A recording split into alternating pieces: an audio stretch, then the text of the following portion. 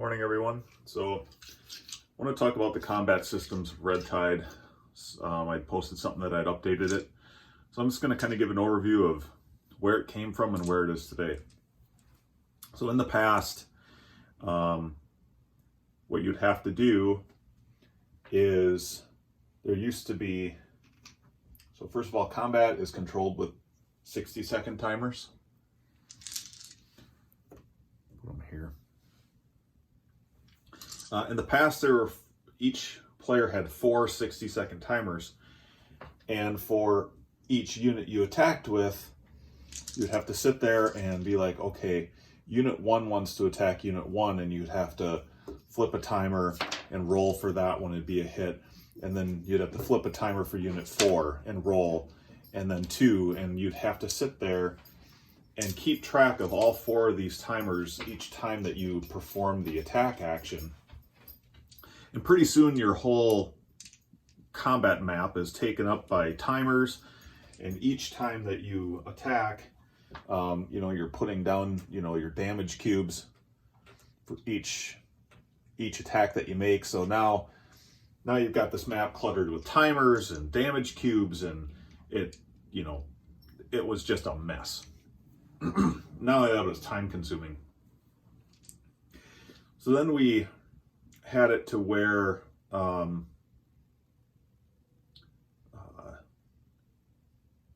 you would make all of your attacks one at a time. So you sit here and you'd roll a dice for Unit 1, 4, 2, and 3, and then you'd flip it. But that got hard because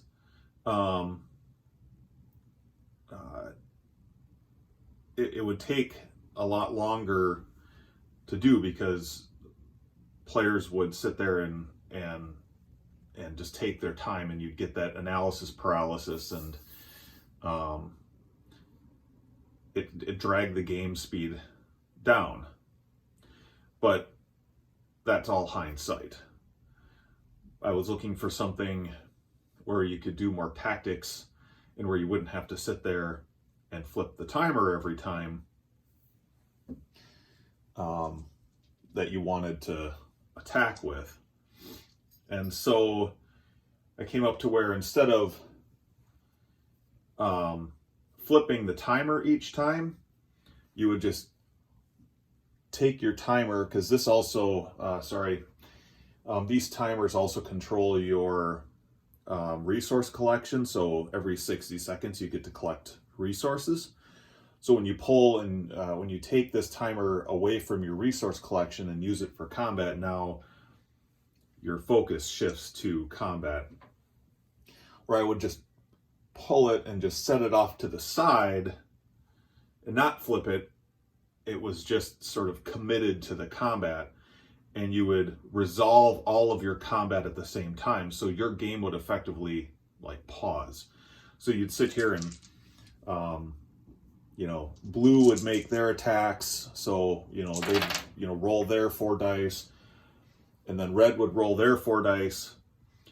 You would apply damage, remove, and then you would just sit there and go back and forth. And then once that was over with, then you would flip the timer, and whatever units were remaining, then they would become on cooldown, and they could not attack again.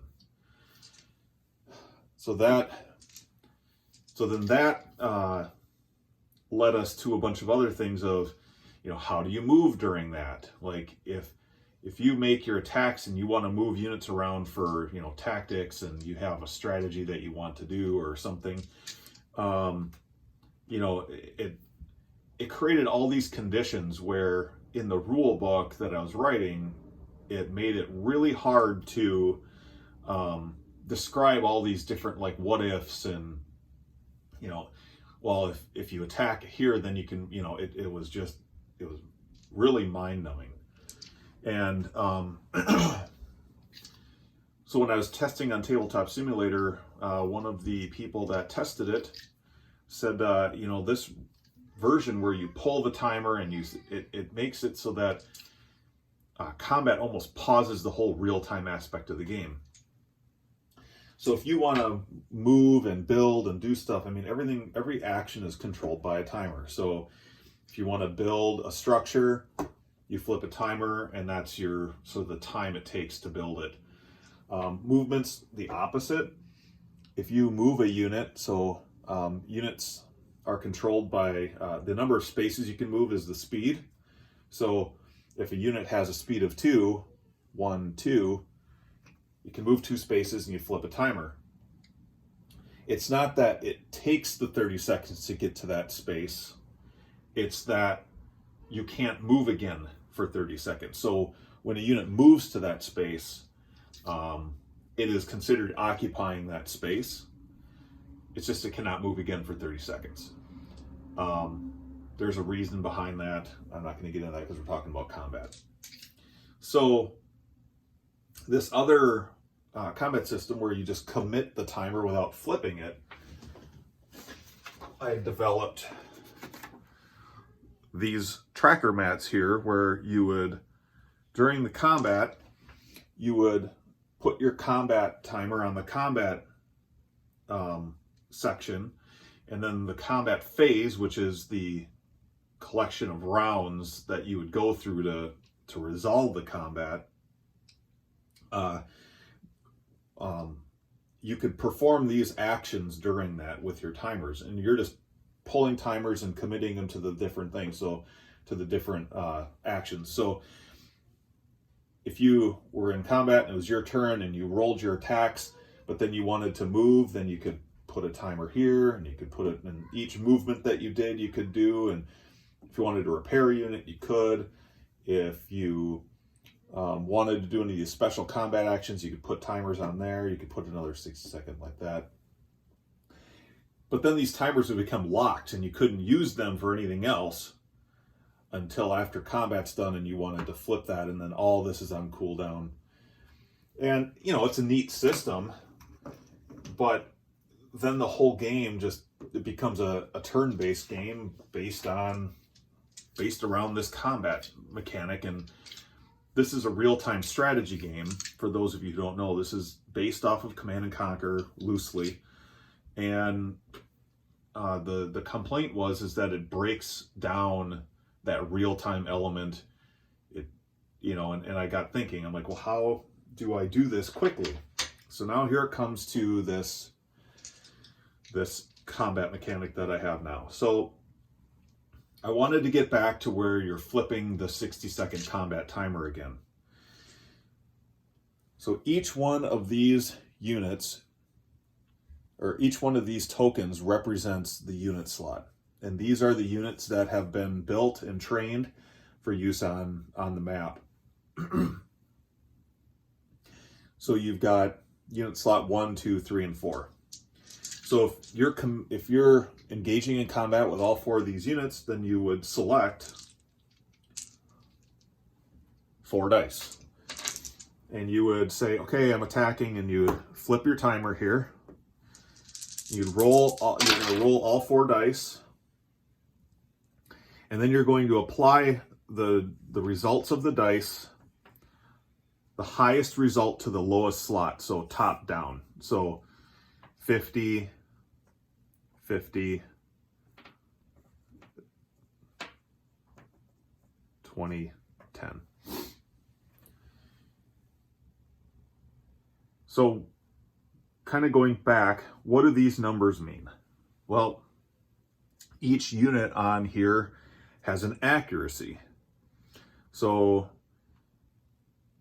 for this faction, the accuracy starts at 50% accurate, and you can upgrade it to 80% accurate.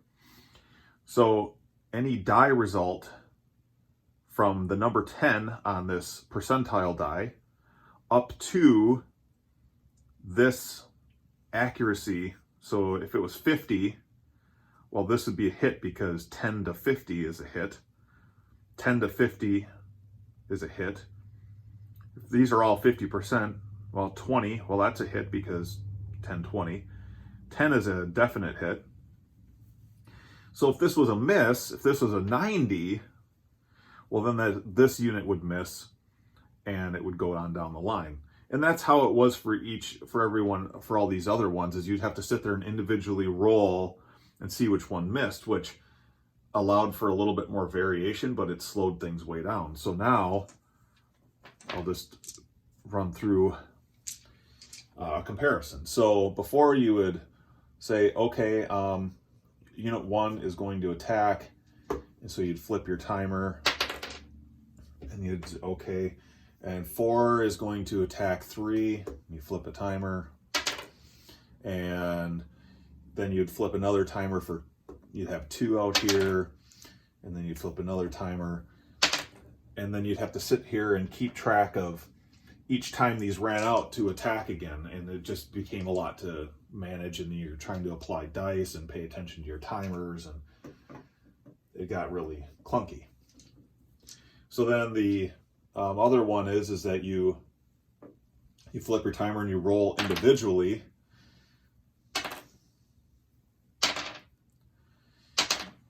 and that's fine, but because you're rolling individually, it's taking up more time, and you're sitting here having to do all this stuff. It got really clunky. And then of course the back and forth. Well, so now you flip the timer, roll all 4. So I've got a miss, zeros are a miss, 90's a miss, hit, and a miss. Oh, sorry. Anyway, these are all misses. And then you just, okay, apply my damage, and then the other player gets to do the same. And so now it becomes a little bit more of a race against the timer. And so now during this, I can be, moving my units like normal. I want to get him out of there for some reason. I want to move him up. That's another movement. And now during that minute of cooldown, it gives you the opportunity to move however you want. You can build anything how you want. It makes a much better use of the timers. It's really hard to understand the smoothness of it, I guess, because you have to have that frame of reference of where it came from to where it is now. And I know explaining it seems like things go really quick for each system that I had, but it really didn't. Based on that play test that we did the other night, this really, the person I've been playing with has been playing this game, has been play testing this thing since the very beginning, and he was very happy with how it went. And I know it seems a little unfair that these top units always get the miss, but the other idea that I want to have is that a part of your upgrades is that you get to upgrade your ability to apply these dice to where instead of it being top down, it just becomes you can apply your dice however you want. That might make the game, that might slow things down for that player a little bit, but if as players become more experienced, they're going to just kind of instinctively know which ones they want to do. But so far, the friend who I played with said that just because it was top down, he said, I didn't notice it being advantageous or disadvantageous in any way. It's a dice roll, right? That's sort of the luck-based element. Combat is based on a lot of luck, and that's the system. You roll all the dice that you have. So right here, I rolled all hits. So then you just apply them down the line based on the largest of the number versus the smallness of the number. So hopefully that's clear enough. I know this is a game that you just have to play to really understand how it all ties together. But hopefully this helps. Thank you.